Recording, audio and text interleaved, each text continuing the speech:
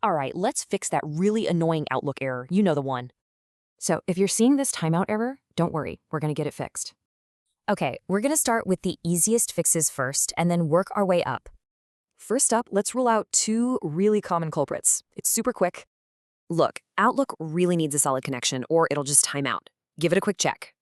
And if your file is huge, just try zipping it or using a cloud link instead.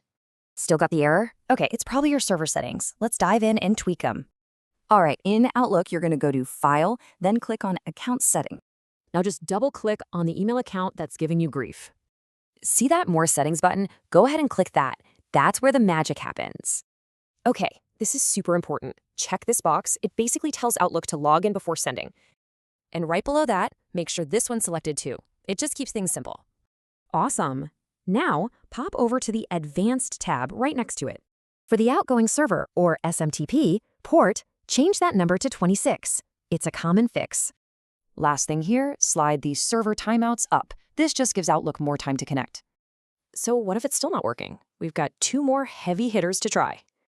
Sometimes your antivirus gets in the way. Try turning it off for a sec and send a test email. The problem might just be a corrupt file. Good news is Outlook has a built-in repair tool. Just open the Run box with the Windows key and R, then type in scanpst.exe.